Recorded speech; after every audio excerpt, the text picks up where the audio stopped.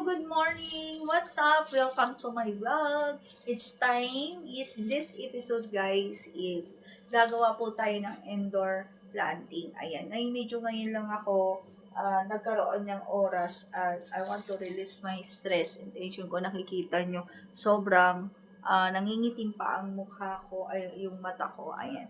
So, ito, napakita ko na po sa inyo before. I observe na hindi pala to siguro yung pang tanim sa tumubo naman siya, kaya lang kulang. Ayan. So, I plan to another soil, yung gusto ng isang, what do you call this? Vegetables. Ito kasi binili ko dun sa anuhan ng mga plants. So, ibang soil siguro to. So, actually, as per on my observation, hindi po talaga siya tumubo.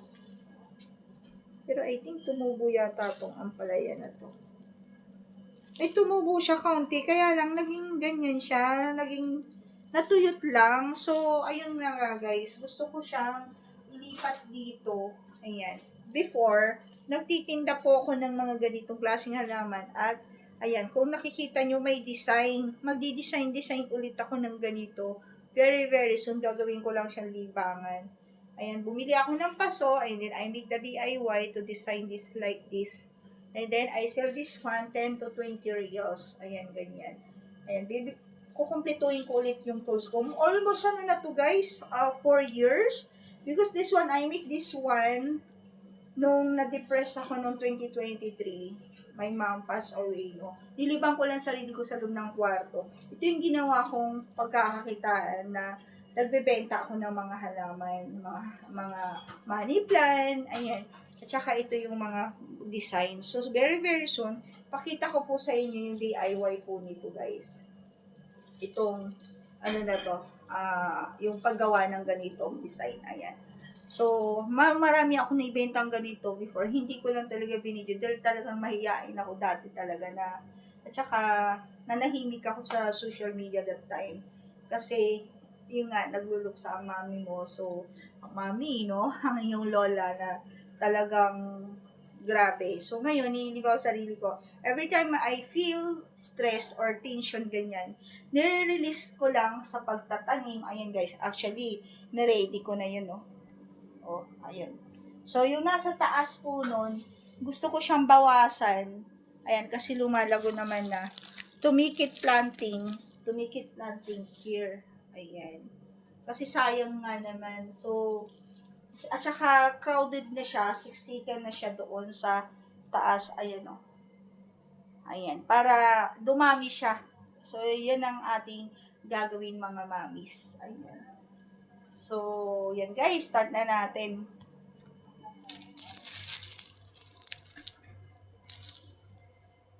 So, ang gagawin ko guys, since na ayaw naman na tumubo dito, lipat ko na lang yung soil para hindi naman siya sayang. At very, very soon, ayan, is bibili tayo ng pang tanim talaga sa, what to call this, sa halamang gulay na soil, yung para talaga sa ano, pero let's see, kasi alam ko pang ano lang to eh, tanong ko mamaya doon sa pinagbilihan ko.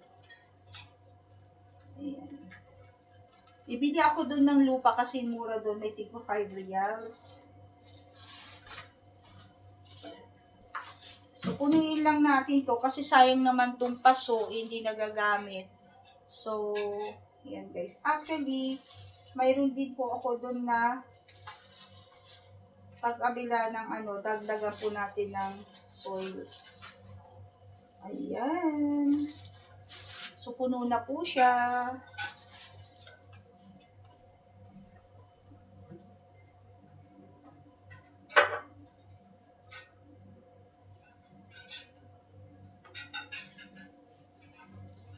So guys, pakita ko po sa inyo yung halaman ko. This is 4 years inside my rooms.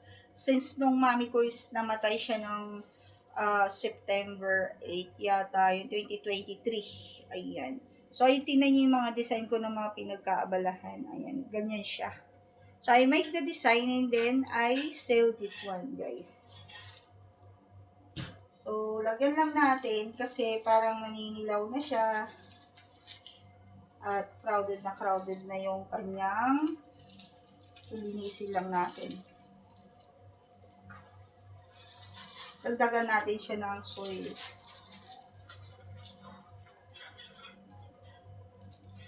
Yan. Nagtusok pa nga ako ng rosemary dito.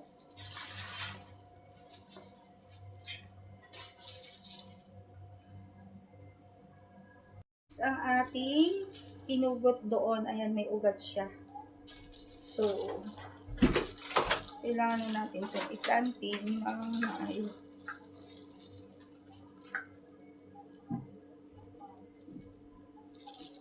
Na hindi mai-stress yung kanyang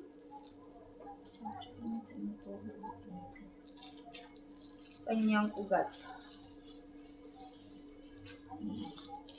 Kailangan tutubo ka sa pagtatanim ng halaman. Ayan, dapat ayan guys, maging malambing po tayo sa mga halaman. Kailangan hindi pwedeng salpak lang ng salpak na gano'n. Kailangan natin siyang comfortable ang kanyang ugat. Ayan.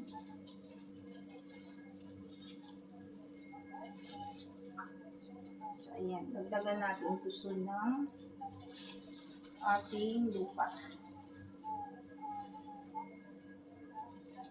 Actually, itong plants po na to guys is yung tawag dito, kahit sa tubig pwede. Ito na mga mamis, ang ating munting garden. Ito yung hinugot ko doon sa kasi super siksikan na sila. So, ang pagtatanim guys, ito yung sa lupa na hindi tumubo guys. So, ulitin na lang po natin. Ayan. So, libangin lang po natin ang ating mga sarili. Ayan guys, para malibang po tayo. Enjoy lang natin ang ating buhay. Ayan guys, so punuin lang po natin ito ng lupa.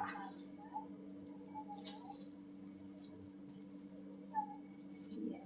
Sa susunod po, bibili na lang talaga ako yung talagang pang soil na ibubuhos ko dun sa outdoor garden na mga lupa. Kasi wala po talaga akong pambili muna ng lupa. Ito kasi nakuha ko lang tong soil na to ng 5 real. Ayan. So, lipat-lipat na tayo. Shout out kay Madam Rosa na OFW na pinagbilihan ko nitong binigyan niya ako ng discount. Itong ating mga plants. Ayan. So, ang ganda na. So, mayroon pa ako dito guys na isa. Ayan. Siguro, isasama ko na rin siya dito para sa ganun. Pag nagkaroon tayo ng paso, bibili tayo ng maraming paso. Or kung ano lang yun nandiyan na DIY. Huwag na tayong gumastos. At least malibang lang natin ang sarili natin. Save the money. Kaya tipid budget meals tayo. Para sa pagkain natin everyday. Ayan guys. So dapat hindi stress yung ugat at make sure na hindi pagod yung ugat niya. Hindi mai-stress, I mean to say, hindi mai-stress yung ugat. Namimiss ko na tuloy talaga po yung farm ko guys, na talagang anytime what you want to planting in your backyard, we have a free talaga na siya. Ay! Nagkalat na ako dito mga mamis sa aking table. But anyway, linisin na lang po natin. Ayan. Actually, sa kitchen, kaya lang, sobrang init. Hindi po ako makahinga. Ngayon, namumula na yung mukha ko. Nalalata ako sa init ng araw, guys. Ayan. So, ito na. Dagdagan pa natin ito ng kaunti itong pinlan ko na ito. So, ito na guys, ang ating kunin ko yung isang dinamin ko.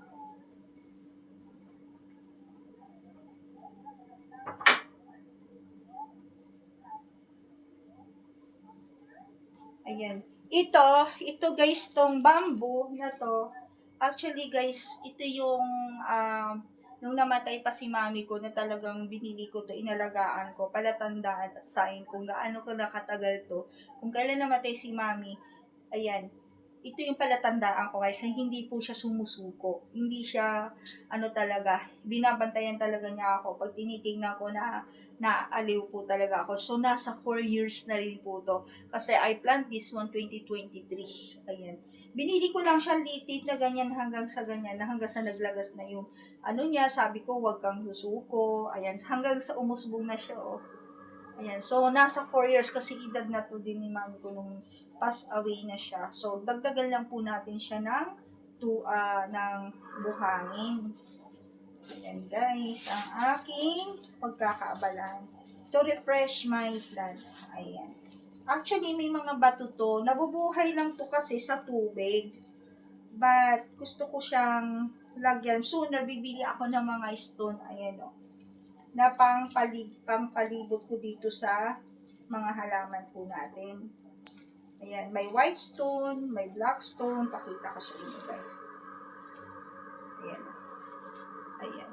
Kasi, ang stone guys, nagpapalamig po siya dito sa steam ng ating halaman. Ayan. Sa mga mommies na nanonood, yung mga hindi pa nakaka-encounter mag-planting, pero yung iba dyan, mga expert na mag-plant, ayan. So, ang halaman kasi, yung pagtatanim ng halaman, nasa puso yan. Dapat kinakausap din po natin. Hindi lang basta, isalpak mo lang dyan. Tapos, dapat every day, every morning, kakausapin mo yan. Parang tao lang din yan. Kumusta ka na? Ano na? Tutubo ka ba? Bibigyan mo ba ako ng bulaklak, ng blessings? Ganon. Ang daldali, no? Pasensya na kayo guys sa aking munting vlog. Tinatanggal ko tong ano na to kasi nakita ko baka mabulok siya sa ano at yung tubig I realize guys na wala pala tong butas. Ayan. So, ang gagawin ko na lang, dagdagan ko na lang siya ng soil. Tapos, wag na lang siyang gaanong diligan. Kasi actually, nakababad to sa ano eh. Ayan. So, idinin natin to para hindi siya Ayan guys.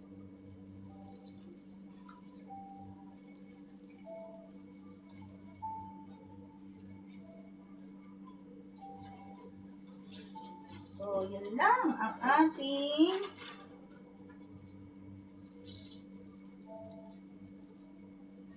Ayan, kasi tumutubo na po kasi siya. Actually, I have a ribbon here. Ayan, ayusin na natin ito mamaya. Saka na natin siya ribbonan. Gusto ko malinis. Ayan, every weekend, alibangan ko lang guys, is maglinis, mag-isip ng DIY na gagawin, mag-arranging, kasi I'm interior designer ng 6 months lang. Gusto ko ikot ng ikot lang yung bahay pag nai-stress ako. Yan lang ang gusto kong gawin. Pag nai-stress ako, naghahanap talaga ako ng gagawin. Ayan guys, sana tumubo na. Ayan oh, musbong na yung ano niya.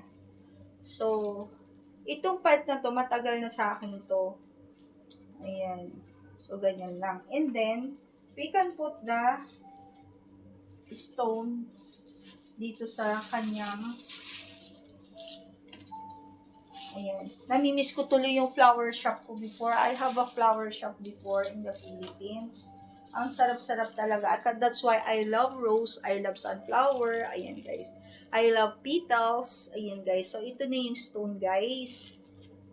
So, ilalagay na natin to dito sa bamboo, sa paligid niya. Ayan. Kasi malamig to. Ang hinahanap kasi ng bamboo plants, no, is yung malamig na lugar, malamig, yung mabato. Ayan, guys. Yan ang nagbibigay ng lamig, itong bato dito sa bamboo natin. Yung hindi naman may stress na overloaded yung bato guys, wag naman. Ayan siya. Pag nadiligan na, ililinis na to. Lilinisan na lang po natin siya ng tissue. So, ayan guys, ang ating munting indoor planting. Ayan guys. So, i-position na po natin doon sa ginawa kong DIY na dati. Yun dapat ang nursery doon. Kaso, nasa likod ng ref, naiinitan, hindi tumutubo yung mga bean sprout ko. So, sooner, ayusin ko na talaga yung kusina pag may budget na. Maglalagay ako ng mga pwesto ng nursery. Kasi, dito guys, super init na po talaga. So, ayan guys, ang aking, ayan, sa sala ko siya nilagay. Ayan. So, ilagay po natin siya muna dito sa ibabaw ang ating tinanim para makahinga.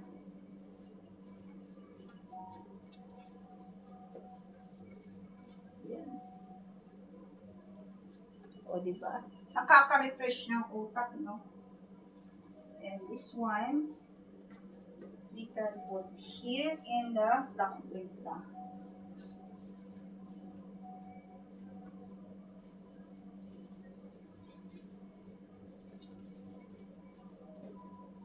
Dito lang muna yan. Para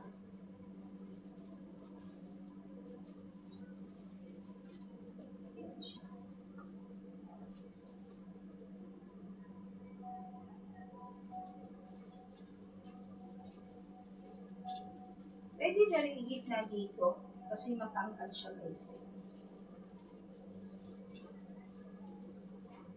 Yan. So, make ka presentable. Saka natin siya lilinisan ng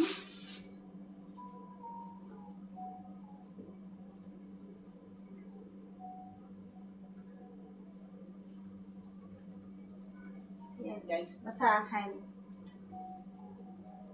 Kasi ayoko talaga ng messy.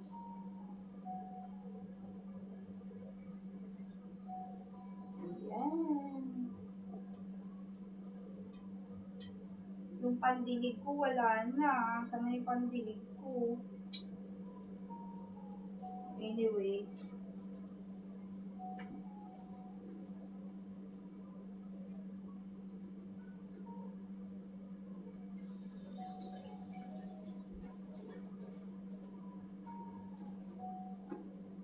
So, mayroon akong ditong pinalamig na tubig. Ayan. At taligan lang po natin sila ng kaunti. Ayan. Tumubo ka.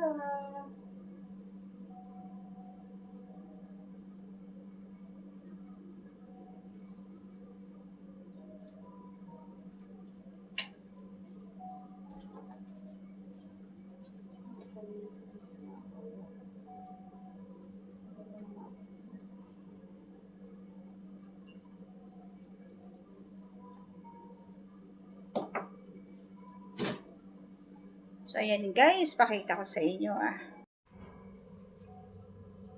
Ito na ang ating halaman na tinanim. Ayan siya. Kasi ito nasa kwarto ko kaya naninilaw. Ando sa CR. Ayan. So, bukas, paarawan natin to in the morning. Ayan siya. Ganda, diba guys? So, ayan, ang ating halaman. Lalagyan po natin doon. Gusto ko mga cactus siguro. Ayan, guys. So, ayan guys. Hanggang dito na lamang ang ating pag-i-indoor planting. Very, ano lang siya. Simple lang. Ayan, guys. So, ayan, guys. So, gusto na natin yan. At doon, huwag na natin dugtungan kasi hindi na mabubuksan yung fridge. So, ayan lang. Nilagay ko lang siya dyan. Actually, isang hole yan So, ginanyan ko na siya para maging presentable naman siya, guys. Ayan. So, dagdagan pa natin. At that one, I put it there at the top of fridge. Ayan, gagapang na siya. Ayan, so gusto ko gagapang siya dyan ng, dyan, hanggang doon. Kaya nilagyan ko siya ng tali. Ayan guys, so hanggang dito na lamang guys ang aking munting indoor garden. Ay, namumula na lola mo. At after this, we are clean and then after makikinig na kami ng Word of God. Ayan, makikijoin ako kay Sir Robert. Ayan guys, so hanggang dito na lamang guys. Comments down below lang po. Like and subscribe my YouTube channel. Build the notification bell, Galsote Family or Zaidi Galsote Vlogs. Ayun guys. Thank you and God bless us po. Happy weekend and I love you guys.